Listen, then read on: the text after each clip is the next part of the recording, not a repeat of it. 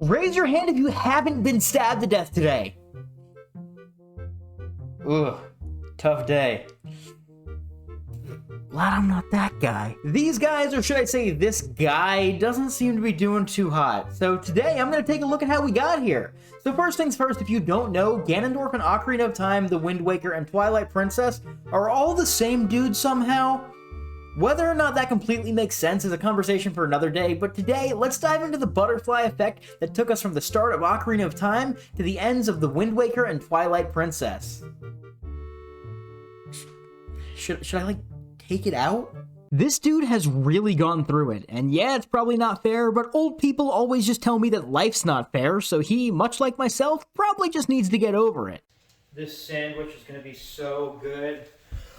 Oh, come on! Ganondorf was the only man born to the tribe of pelvis-crushing Gerudo women in the last century, so they promptly made him king because the patriarchy! With the help of some powerful warlock abilities, he was honestly kind of a badass. Allegedly, he stole from the women and children of his own tribe, but that really doesn't help my argument, so we're gonna pretend that we, like any 8-year-old, didn't read all the stuff Naboru said. Anyways, there was this big ol' schlong war going on, and it ended with the Hylians winning, I think. I don't really know. Following the Hyrulean Civil War, though, the Gerudo King, his land, and his subjects were left to live a harsh, desert-dwelling life just outside the luscious green fields of Hyrule while still under the rule of the Hylian King. As the days went by and turned to weeks, turned to months, turned to years, the Gerudo King grew envious, bitter, and he felt slighted by his contemporaries. The man began to hatch a plan to claim what he felt he and his people rightfully deserved. Ganondorf wanted a piece of the pie, but he thought, why settle for a slice when I can take the whole damned thing? Now, I don't know about you, but my inner fat ass really feels that one. Do you guys think they have it in an apple flavor? This villain arc isn't anything that's never been seen before. It's a man who wants to help the people he's closest to regardless of the damages that he knows he's about to cause. Sure, it's not as morally fuzzy as the whole bad guy thinks he's a good guy and kind of has a point trope like Thanos or Handsome Jack for instance, but he isn't just evil for the sake of being evil, and I'd say that's a decent enough launchpad of villainy in my opinion. Sure, he could have just tried to level the conditions his faction faces with those surrounding him, but what's the fun of that when mass genocide's an option? As for what actually happens, Ganondorf, under the guise of loyalty for the Hylian King whom slighted him, he asks nicely for the 3 spiritual stones to no avail. And with some patience, he kind of manipulates Link and Zelda into following behind him and gathering the rocks in his steed so that he can open the Door of Time and harness the power within the Sacred Realm. With that power, he'd be able to overtake Hyrule and achieve his goals. His plan goes perfectly with the added bonus of Link disappearing for a few years. And if you're rooting against Link, this is excellent. During the Gerudo King's reign, everything around Hyrule goes to shit, unless you ask him, in which case this is freaking awesome. When Link comes back around, he puts Ganondorf back on the defensive after all the medallions have been collected, and it's time for the evil king to try to put the last pesky rebel to bed. You know, tuck him in all nice and cozy, maybe read him a bedtime story. Just kidding, he wants to murder him. He tries to end Link. Now, if you know more than 3 facts about the Zelda series, odds are that you know the timeline gets really messed up right here. In one reality, Link dies. Yay, good job, you big fascist. You killed a scrawny teenager. Hope you're proud of yourself. After that, the sages have an oh shit moment and seal him away in the Sacred Realm. Problem solved, hooray, I think. I don't know, this is all dumb, and in all honesty, this part doesn't matter for the video, so let's just move on. The not dumb outcome revolves around Link not dying and the timeline splitting because time travel is stupid. In this outcome, Link is the one doing the murder, and Ganon dies. Oh wow, you did it. Congrats, you little punk. We don't condone murder on this channel. Anyways, after Ganon's defeated, everything is all good. Then Zelda sends Link back in time, ending his role in the movie big and letting him live out life as a 10-year-old. Because if we don't get to skip puberty, then why should he? So Link, now being a real boy, tells Zelda that it's about to go down. And Ganondorf's plans are foiled before they can even begin, leading to Homeboy getting a death sentence, but then kinda just being banished into the Sacred Realm instead. Life kinda goes on. Kinda. In the other timeline, Ganon is dead. Well, actually, he's sealed in the Sacred Realm, but come on, he's dead. And all is good for a while, except, you know, he's not actually dead, and he comes back, and since in this timeline, Zelda sent Link back in time and there's no hero, everything almost goes to shit, leading to lots of, oh, thank you, Jesus, God bless, magic, and the world being flooded by the gods. Before we dive into the empty pool of what happens after Ocarina of Time, let's take a closer look at the bad man himself. This dude is arrogant, manipulative, entitled, and a damned good organ player. He feels that he deserves everything he's trying to take and that those who aid him as well as those who stand in his way are nothing more than pawns. He sees no value in their lives, and in turn, he makes for a pretty good ruthless monarch if you ask me. Once he dies at Link's hands in Ocarina of Time though and the timeline splits, this dude lives on, and based on what went down, let's take a look at the different outcomes and how different they can really be. So this is like the ultimate butterfly effect thing, and it's pretty cool if you ask me. Should I kill it?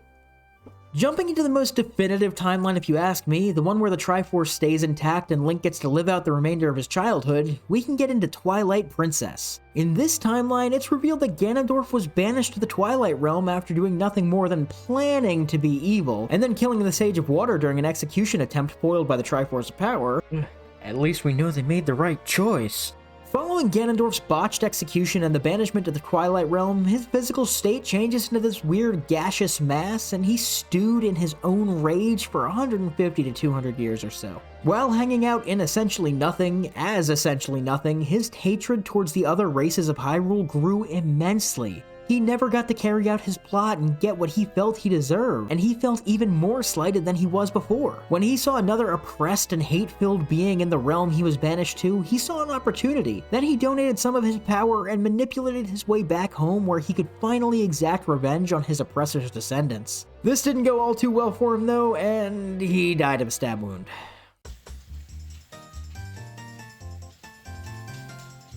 Oh, you need a drink! So when we look back into the reality in which Link is sent back to his time and life goes on, everything seems perfect. Everyone's chilling, Ganon is dead, peace and prosperity are abound. Sweet. Oh shit, he's back. Naturally, when evil comes back from the dead and you sent the only hero who could defeat it back in time, oh, we just gotta pray and the gods will make it all work out. Don't you guys worry, the gods have a plan. After the world flooded, the Kingdom of Hyrule was essentially put into a stasis, and life kept trucking on above the ocean. Ganondorf wasn't just magically over being evil though. Apparently a sword to the dome and decades in the Sacred Realm isn't sufficient as rehab, so he lets out a ton of monsters on the surface and builds an evil lair. He then sets out on a quest to search for Princess Zelda and the Triforce of Wisdom. Then by happenstance, this little kid who has no affiliation to the Triforce or the other Links, no manifest destiny whatsoever, has his sister kidnapped and sets out to save her and continues on to stop the evil. Because, you know, why not? This version of Ganondorf is a little deeper than his past and alternate timeline selves though, as he isn't just fueled by hatred and a need for revenge. At this point, he seems to honestly just want fairness and equality for his people compared to the rest of Hyrule. He's already committed all of his wrongdoings in the past, and he almost feels apologetic for them.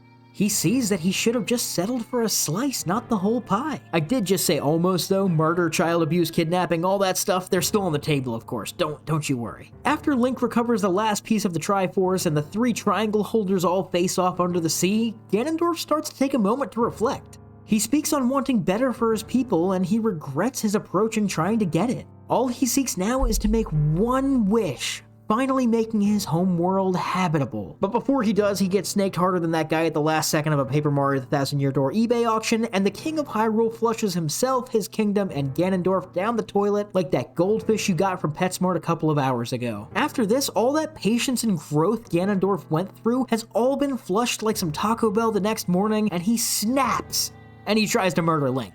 So while this Ganondorf is at least a little bit different, he still has to be stopped. And oh boy, you're not gonna believe what happens next.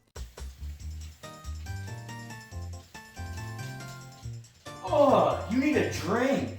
As for the whole butterfly effect thing, we have two entirely different timelines that both play out incredibly differently, but essentially end in the exact same way.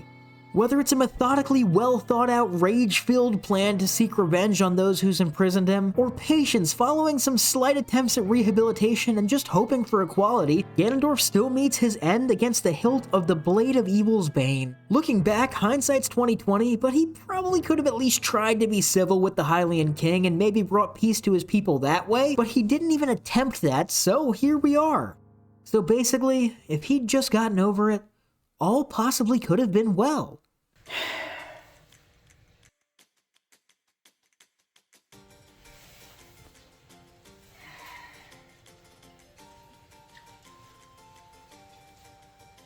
It's got a hair on it.